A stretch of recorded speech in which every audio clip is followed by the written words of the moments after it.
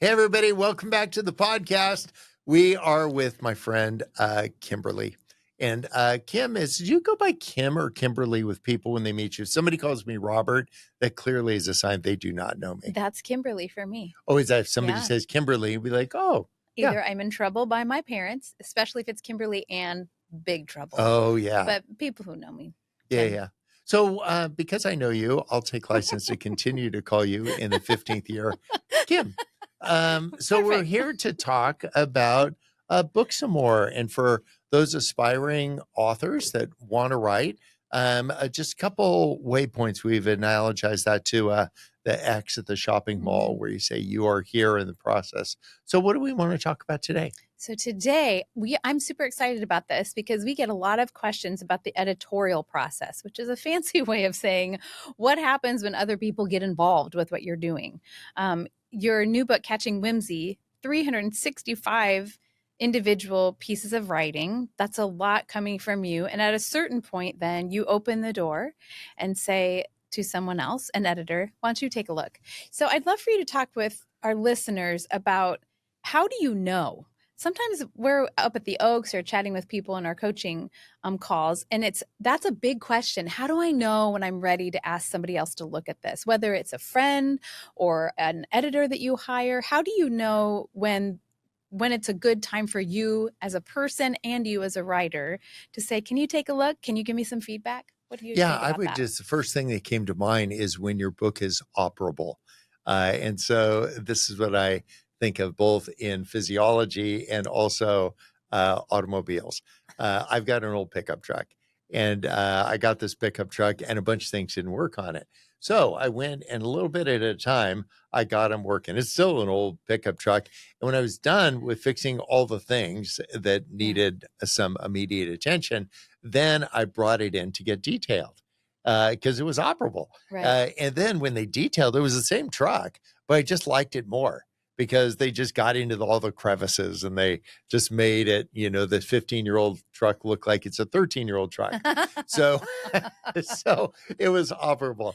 The same thing in patients. I think I've been watching Grey's Anatomy too much, but patients, if they have a need for something, but they're just not operable at the time because they've got so many other things going wrong. Mm-hmm. So it isn't like that they get fit and P90X and all that and then go do the operation, but just operable, like you're viable. Stable. It's like it's enough.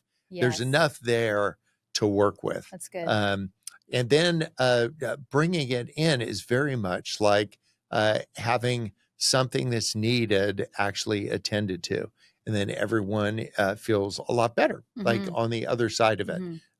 There's nothing bad about the editorial process, but we need to be kind of mindful about what goes on and who you give license. Because on the one hand, you don't want to have your words be so precious that you don't want anybody to fuss or give input with your words. Because then you're like, it's like you telling the person detailing the car, seats are fine. Like you can do, the dashboard, don't even, and let me put a sticker on the steering wheel. We're good. And the carpets, fine. But otherwise, have your way. And so what you need to do is just not find your words so precious that you can't. And at the other end of the spectrum is if you're funny, and you and I are fun and funny at times. If you tend to be funny, then you can't give your funny book to somebody who isn't funny and listen to them. Now, you can give it to somebody who isn't funny and still listen to some of the input they have on other things, but don't let the editor step on your funny. They could give you some input to say, this might be off-putting to people, and you give it a second look, but then you could say, yeah, exactly. Right. That was the point. That was the whole idea. Totally. Thank you. If you didn't like me before, you'll really not like me now. So to say, so I would say in the editing process, on the one extreme, not precious words. On the other extreme, don't just say, well, the editor put a line through it, so it must not be funny, because some of the best parts in some of the books that I get some feedback on are the parts somebody said, oh, you really shouldn't say that. Oh, I'm so glad you're bringing that up because I think that's what makes a really great editorial relationship when the writer and the editor know each other's strengths. And if you're the funny girl or the funny guy, sometimes you're right. Humor is offensive or humor is a little bit, as you said, off putting. So having someone who really clicks that is fantastic. If that person doesn't, they could have other strengths that you need, right? They're looking at other things that you're going to miss. So it's not a lost relationship. How do you know what do you look for? I mean, when you're working with your publisher, that's usually an assigned role. You have an editor within the house. For folks listening who are even thinking, do I share this with my friend who was a high school English teacher or my best buddy or my husband or my wife? How do you know when you're ready to share? You said when it's operable, but what about the person? What do you look for in the person who's going to be looking Yeah, at your yeah. words? Yeah, first is word of mouth. Find some people, they Mhm. say they get the work done on time and that they value their input. Great input about an editor. You would hear words like, they read one of my chapters and they said, there's two thoughts here. I think you should just pick one. Right. Don't try to do two thoughts in there. Just pick one of these two. If you want to split that into two chapters with one thought each or lose the weaker of the thoughts, Mhm. that's fine. So that's what good editors do. Mhm. They're not there to beat you up and leave bruises. They're there to be of assistance. It's not accusation, it's collaboration. Right. And so I apologize. That sounded like an alliteration, which sounds like another one of those. So so somebody that writes in that way needs to understand your voice Right. and to give that voice back to you, not Mhm. edit it out. So Right. there's some people using alliteration for an example. Some people speak in alliterations oftentimes. And so that can be a really beautiful way to illustrate an idea. But after the third or fourth or Yeah. fifth time, it's just a little bit too much. Mhm. And so a great editor would say, hey, I found four of these, and I think the alliterations can be really powerful, Mhm. but only in small like doses. So Right. just pick one. A movie reference. You could say, oh, it's like, what about Bob? Oh, it's like Star Wars. Then the scene when this, oh, it's like, so an editor might come back, a good one, and say, you get one movie illustration per Mhm. book. Right. So that's it. Right. It can be really effective, but you don't want to be like just the one saying it's like this, it's like this, it's like Mhm. this. Just talk about your lived experience. Mhm. So things like that are really valuable. An editor that just comes back with red lines with no comments, that isn't as helpful as one that comes back to say, the reason I did this is I was thinking that. Mhm. Then you can weigh that to say, even if I would have done that differently, there's actually some, I'm going to school on that comment. Yeah. That's a Yep. great distinction to make. That a great editor, I think, looks for the heartbeat of what you're trying to say instead of rewriting the book. and Yes. I've seen lots of different versions of how this works. So to your point, word of mouth is super helpful. If you know another writer who's worked with this person and they say, he or she excavated the heartbeat of what I really wanted to say and made, untangled the knots and didn't rewrite, but really untangled what I was trying to say. That's such a great sign. For family and friends, or for people before you're kind of entering into paying a freelance editor, I would recommend the same thing. When you say look for word of mouth, the person who has a reputation for being fair and kind. And I look for both if I'm sharing with someone in my circle. And another thing that I felt is helpful is saying to that person, let's say you have a chapter that you want a friend to look at or an editor, kind of an editorial relationship, your old high school English teacher, what have you. If you can give a little bit of direction to that person, that's a kindness. So instead of saying, here's chapter 5, what do you think? I can do that to Mark. I know you do that with Maria. But for everybody else, I need to say, I'm really wondering if this is what comes out. I'm really looking for, do I pull this thread of the story well? Like if you can be a little bit more specific for feedback, that's so helpful for the person you're giving the manuscript to because they like you and they don't want to say, this is bad. So giving them a little direction for it to look for, whether that's in the freelance editor or in the just a friend, I think that can be helpful. Yeah, there's some crowdsourcing of your editing as well. You can do if social media is your thing. you can take little pieces of your book and just get it out there. Get a picture of a sunrise and put something that you were thinking about putting in the book, or you wonder whether you should put it in the book, and you'll get feedback from people. I'd be the same guardrails. I'd be mindful about who is sitting in a windowless room saying snarky things about Instagram posts, or people blowing sunshine at you. Right. There are some people, you don't want an editor who is a fan of yours, because though it could be in need of improvement. Yeah, right. They won't, They won't say it. because they see you. They're not being disingenuous. They just see you. The second way to crowdsource the editing is tell your stories. So I remember having these opportunities to speak here and there, and I'll tell stories that I'm thinking about putting in the book to see if they land. We call that, you and I have called it before, the breaching whale. Like if you're in a large group of people and you hear, like that's like a whale just flopped over with his big flipper and made a splash. So that is an upvote on that story. Right. And similarly, if you think it's a killer story and you tell it and it just lands flat, people are like, "A sphincter says what?" They're like, I don't get it. Yeah. Then you go like, that's not going in the book. Right. Exactly. Yeah. So you can do a little bit of that. And then also little editing to say, this book might be read from parents to kids of tender years. And so do you want to make a sweep? Is there a way to say that won't be off-putting? I know it's fashionable for some people to say naughty words or to say something that's like kind of suggestive or something. But I would just say, is there another way to say that without saying something that would be off-putting to people? Because it's costing you readers. I don't mean monetarily, because it's a nickel a day. Like by the time you monetize the stuff, you're doing it because you're Paul Revere. You have an important message. You want to get it to the right people. And so don't self-sabotage by then alienating the very people you want to get it to. Right.